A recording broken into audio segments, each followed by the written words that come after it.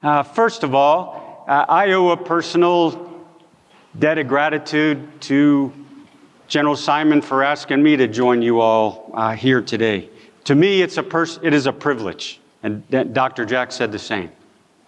If you were sitting up here, if you were standing up here looking out, you would be amazed at the depth and diversity of talent in this room here today. So it's humbling. I also sense there is a real sense of urgency in the topic that you all are tackling. And I also pick up there's a very clear sense, a very clear focus on war fighting and winning in combat. And after listening to the Chief and Dr. Jack for the past hour, I think my charge is to share with you some views on this changing character of war through my personal experiences, and I served for 42 years as a U.S. Marine, and I retired this time last year. And perhaps a little bit looking into the future. And I'd suggest we start with a few basic assumptions. First of all, I assume that war will remain a predominantly human endeavor. There may be a time in the future where it becomes greater machine than human, but as far out as I can see, it will remain primarily a human endeavor. The second assumption for me is that the pace of change will not slow down. It will probably increase. It may not be exactly Moore's law sort of curve, but it will continue to increase as far out as we can see. And the third assumption for me is that our profession relies very heavily on public trust. And that trust takes a lot longer to build than it does to lose. There's an American journalist named Tom Ricks who I know a little bit. He wrote an article some time ago that I read and then reread last week. The title of it, if you want to look it up, is a question: is American professionalism, military professionalism, declining? He talks about the importance in this article of culture to the military profession. And he uses a story, of course, journalists are very good at this, uses a story to illustrate this. His story is about visiting a friend of his in Washington, D.C., who had served in the Marine Corps some time ago. In fact, he had served only a few years in the Marine Corps, and that was 20 years earlier. So Ricks is going to visit this guy at his house, walks into the door, and the guy gives him a big hug and a big Marine Corps hoorah, and they're doing the, kind of good to see you, friend, kind of discussions. And then the guy has a dog, and the dog is jumping up and down and all excited and wagging his tail and all. And this friend says to the dog, whose name is Brittany, apparently, says, "Brittany, would you rather be in the Air Force or be dead?" And the dog rolls over on his back and sticks all four paws up in the air. Now, Ricks has never served in the military, but in the article, he says, I knew in that moment the power of a military culture in the U.S. Marine Corps. Because 20 years later, this guy is still thinking like a Marine. And his dog is thinking like a Marine. That was 1998 when he wrote that article. Is that still relevant today? 25 years later, I say yes, absolutely yes. Culture, ethos, and ironclad discipline, absolutely. They are all elements of our military profession. All distinctly human elements of our profession. And unless you were outside getting a coffee or something in the past hour while the Chief and Dr. Jack were talking about this issue, unless you were outside, you most certainly heard General Simon's impassioned prompt to undertake this review of the profession. So why should that review, why should that study interest me? I'm from another country. I'm from another service. One simple reason, because we operate together.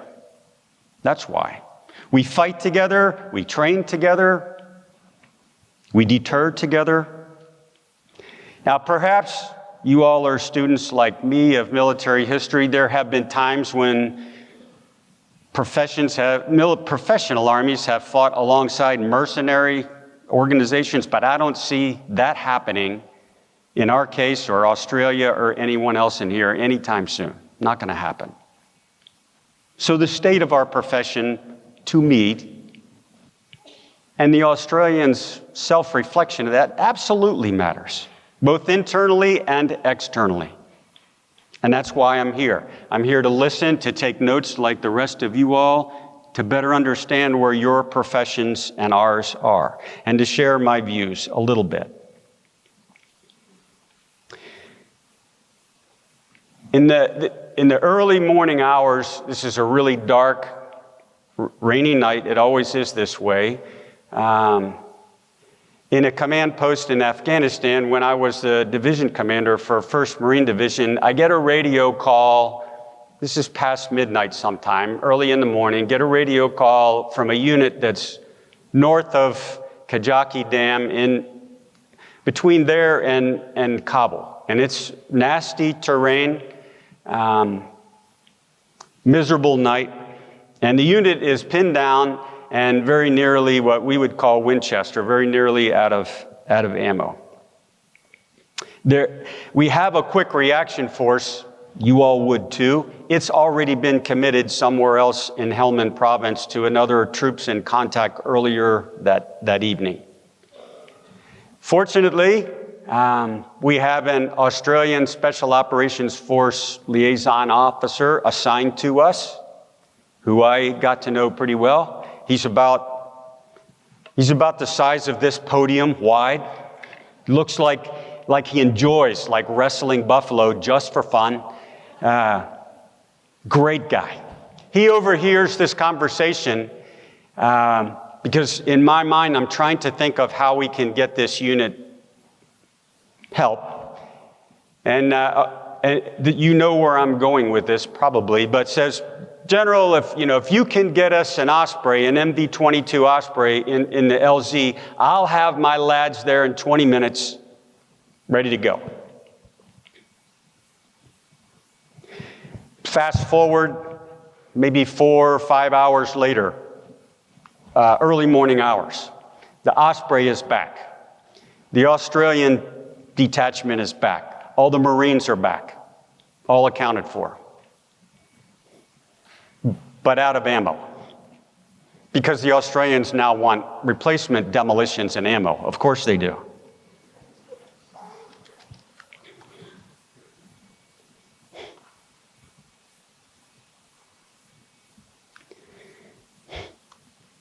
I tell you that story because the relationship that we have, for me, for you, is personal.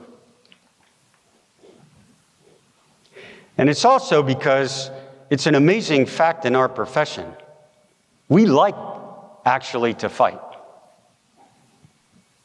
We like to blow things up. And when the chips are down on a night like that, it's really nice to have another professional force next to you that also likes to fight and is very, very good at it. Next year, in the U.S. Marine Corps, we'll have a very special birthday. It will be our 250th birthday. And there have been threats to the U.S. Marine Corps over those 250 years, sometimes from within our own government. So it's worth asking if you're a U.S. Marine to endure for that period of time, for 250 years, with your reputation intact. What does it take? There have been times over those 250 years when people have asked, why do we even need a U.S. Marine Corps? When you have a Navy and an Army and an Air Force, why do we need a Marine Corps?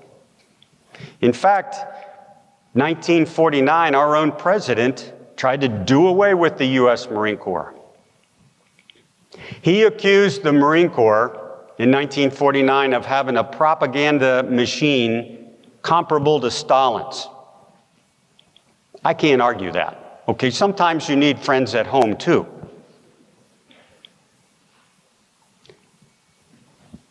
A couple of years later, in 1957, Lieutenant General Victor Krulak, he came at this issue of national need, which General Simon pointed out he stated that in our country, in the United States, we actually don't need a Marine Corps.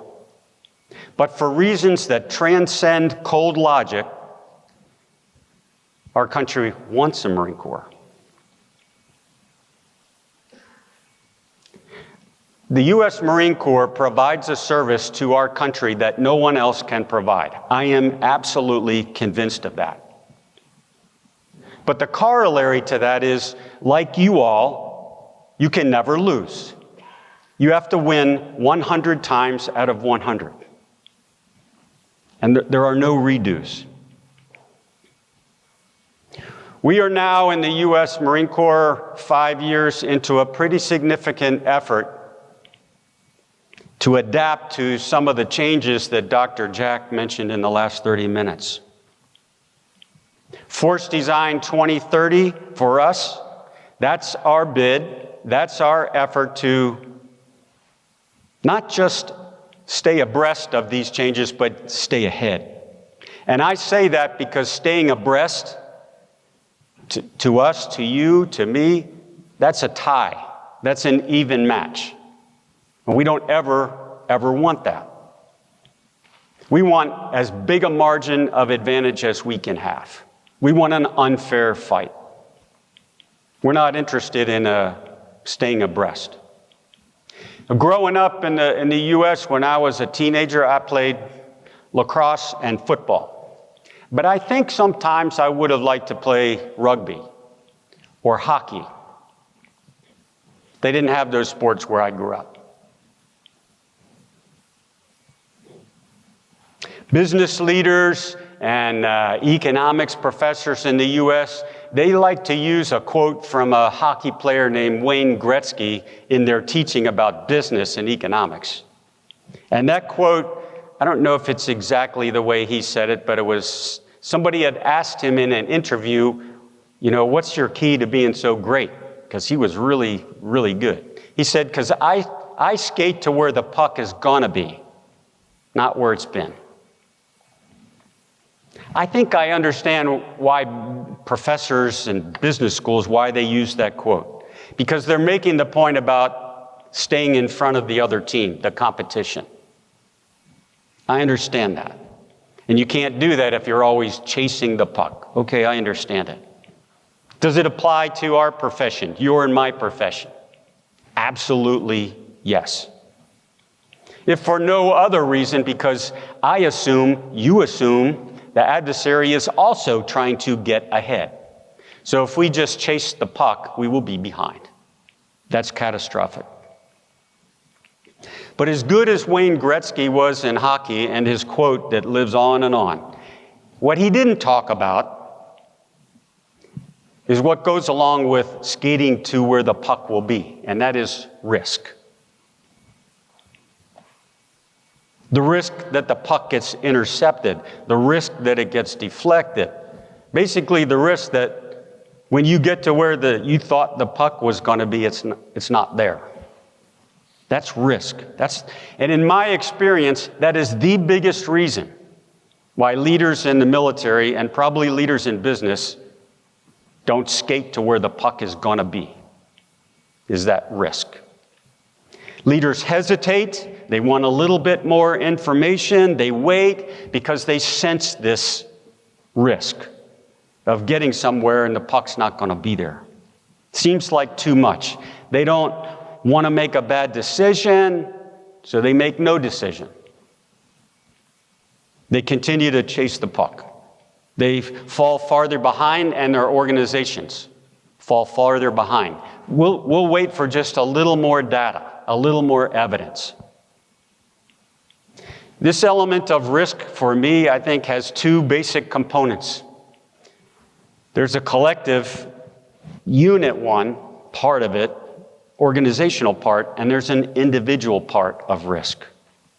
If you and I get things too wrong, using Dr. Jack's quote, if we get them too wrong, people die because we got it too wrong.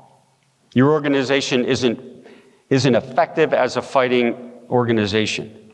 You can't prevail. You don't get a chance to redo it.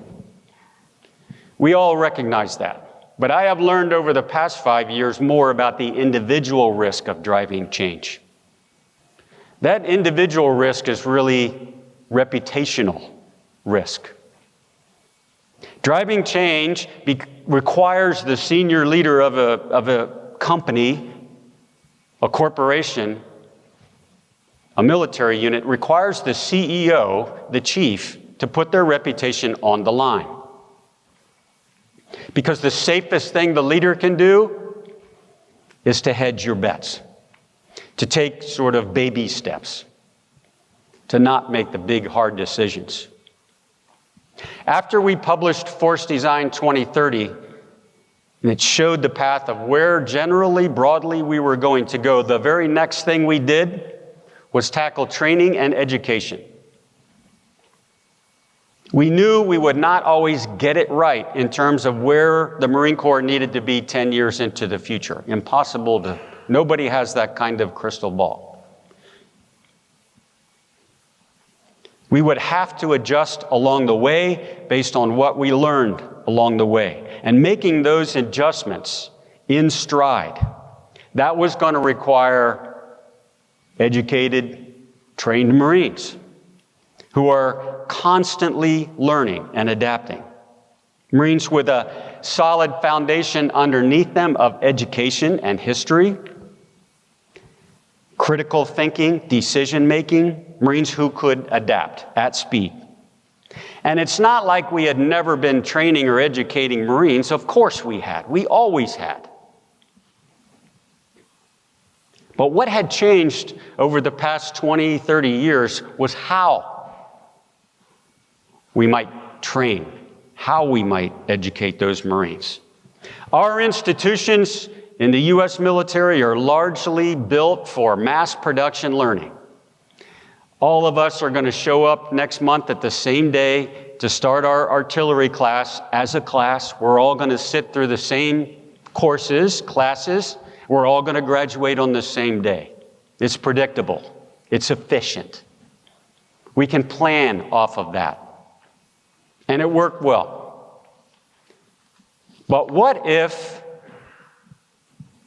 we could train, we could educate in a different way, using different methods? What if we could accommodate the fast and slow learners? What if the very fast learners could graduate early and get to their units early? That would turn everything upside down. I would just tell you, we are challenging all those basic assumptions in education and training in the U.S. Marine Corps. We'll see what the limits are, how far we can push. Self-regulation, as General Simon introduced that term, self-regulation. It matters. I would take it a step further. Any organization that fails to self-regulate, that requires external regulation, will not survive, cannot survive, not in the long term. It won't endure. And if we look at this self-regulation, and Dr. Jack hinted at this, if we look at this issue of self-regulation, I think we can divide it into two parts. There's a self-regulation of our performance. These are military skills. How do we self-regulate that? And then there's this other half of ethics, which Dr. Jack teed up. I think there's two parts to self-regulation, at least. And I think performance, this one aspect, you can divide that into two parts, the individual and the collective. And this is how you and I were trained throughout our military careers. These are the competencies that we need to prevail in a conflict. Ethics, on the other hand, a lot harder to teach. It's not as concrete. It's hard to get our brains around. Ethics is by far the stickier of the two, but at least as important to a profession. And I mention this because, tying back to where I started, and we saw it in the video, and the chief mentioned this, our publics hold our trust high, but it's also something that we must measure ourselves against all the time. It is not guaranteed. They put us, most of the time, up on a pedestal. Our armies, our Marine Corps, they put our military people up on a pedestal. Of all the investigations that I have done in my 42 years, or have reviewed and passed judgment on, I never have done the math, but I would say less than 10% by far focused on military competencies. More than 90% was based on behavior, ethics. And every time that happens, it's a sort of a chink in our armor for our militaries, for our profession. It takes a very long time to build a sterling reputation as a fighting force, especially if you are 250 years old. Hard-earned reputation for always finding a way to win, even when the odds are against you. And it can be wiped out in an afternoon or an evening.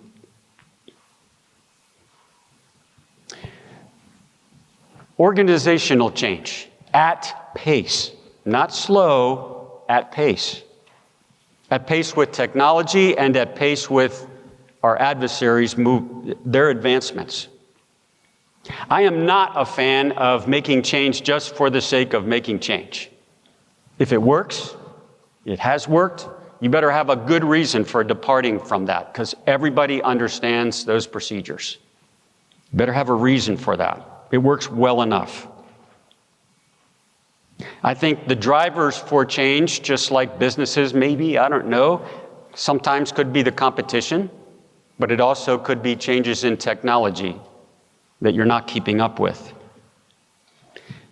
The change in the adversaries for you and me could be the growth of their military, how they are exercising, where they are deploying to, their capacity. I mention this because the way that we view this progress for others and ourselves matters.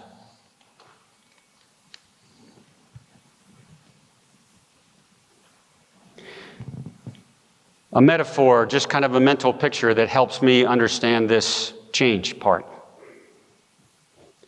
When you and I were learning how to swim, we started off hanging on the side of the pool. We just kind of clung there. I think it's the same sometimes for us in our military profession. We're comfortable hanging on the side of the pool. Swimming out into the deep end, into the middle, really the great unknown. This side of the pool is our kind of our comfort zone, our safety blanket. I mention that not because swimming is really the centerpiece here. I think your and my job is to force us to let go of the side of the pool sometimes. How do we do that? When you know what I've relearned in the last 5 years that helped me get past the how do we drive change? I settled myself in my mind that the mid-grades in our military are actually the key here. The mid-grades, the officers and the NCOs that are right in the middle, because they have the experience, they have the education, they have the judgment to make pretty good decisions, and they're not so fixed in that they're going to hang on the side of the wall. They're not reckless. Those mid-grades, I would offer to you, that's where we should really focus most of our attention if we're going to make change at speed. They will own that change long term. It will be on their shoulders, not yours and mine. We'll be gone. Before we go into the break and then the questions and answers, just a couple of concluding thoughts. First, I would say that most of our government leaders, at least in my experience, and military leaders within that, are very comfortable with what engineers would call a linear rate of change. If there were an X and a Y axis, and one was time and one was change, we're comfortable with a straight line. We saw what happened last year. We can sort of predict what's happening next year. We can plan. Maybe a little up and down in that line, but over time, it's pretty much a line.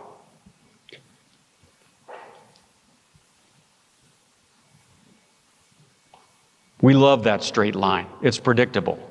We sleep better at night. We like the line. What makes us uncomfortable is a curve. Curves are hard.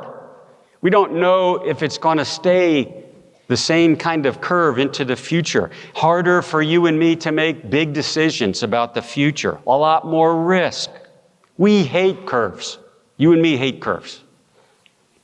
The so what of that is the world today is closer to a curve than it is a line. So we have got to decide whether we're going to try to make the curve flat, bend the curve somehow, or get comfortable being a little bit uncomfortable.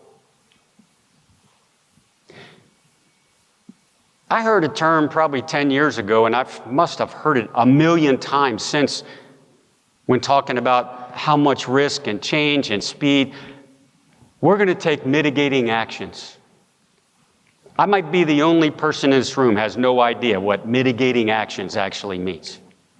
We need to stop trying to fight the curve. The curve is the world. That's where we are. If that's the case, then I think there are a handful of things we need to do. Number one, we got to push equipment, new equipment, to the field a lot faster in prototype form. Put it in soldiers' hands, put it in Marines' hands a lot earlier than our current processes allow. And the second step of that is we have to have a very tight, fast feedback loop from the user, the Lance Corporal, to the engineer, without anyone in between. It's the only way we're going to keep up. It's the only way we're going to stay ahead. It makes us absolutely uncomfortable. We got to be ruthless. Number three, for me, you got to be ruthless in killing programs, killing things that are not producing what we need them to produce in our military. Not keep them on life support, not just enough funding to kill it. We need those resources.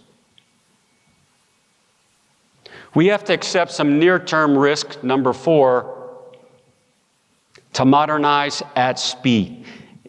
And I know you know this, but balancing those two, that's the biggest challenge service chiefs have. This near-term readiness now, fight tonight, versus modernizing for the future. Number five, for me, we should assume logistics absolutely will be contested, and not just forward, but from all the way at the forward line to all the way to the factory, and everything in between. Sometimes kinetically, sometimes not kinetically. But absolutely, our logistics will be contested. If you want to bring the United States military to the knees, go after their logistics. But the corollary to that then is we're going to need to move logistics all the way to the front in military planning, not step 4 or 5 or 6. It has to be up front if we want to win. We have got to update how we train, how we educate Marines, and perhaps yours as well. And we're going to need to get comfortable that junior non-commissioned officers, junior company grade officers are going to make decisions that lieutenant colonels made 10 years ago. That's really hard to get comfortable with. We want screens like this that we grew up with in Iraq and Afghanistan that show us every inch of the battlefield. Not going to happen.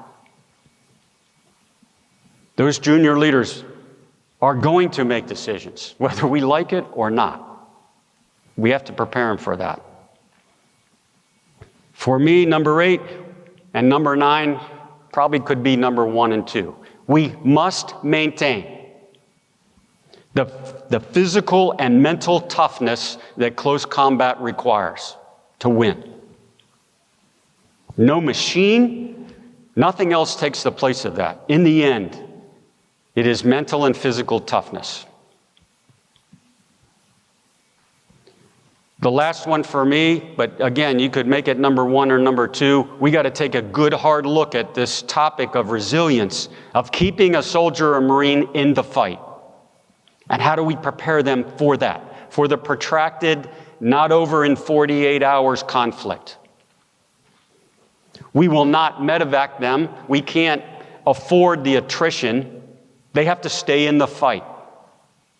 How do we enable them to do that? One final thought. You heard in the last hour the constants of war is bloody, it is messy, it is permanent. Consequences are final. I believe in my heart that our advantage in this room, our advantage will not be technology, and it will not be that we have a numbers advantage. We will not pick the time, we will not pick the place. Absolutely, I agree with Dr. Jack that they will have first mover advantage. So, what do we control? We should think through, what do we control? We control training and education in our profession. We control the alliances, the partnerships. We control our ethos. We control our discipline. Things we control in our profession. And I think our best hope, if there is a conflict in the future, our best hope. In fact, I would back it up. I would say our best hope for deterrence, for preventing conflict. Our best hope is that the adversary thinks that the cost is too high, that we are too strong. I have fought alongside Australian and many of your forces in Haiti and Kosovo and Iraq and Afghanistan. That's the difference. What we have that no one else has is trust. That one word, trust. I think today, long way of saying, what's outside the doors, all of that technology is not actually the most important part of today. The most important part of today is me just watching you all, the relationships that you all have built, and the Sergeant Major reminded me of that earlier. This is trust. Because when the next conflict comes, it's all about trust, and you cannot build that in an afternoon. I look forward to your questions, your feedback, your comments. Thank you very much.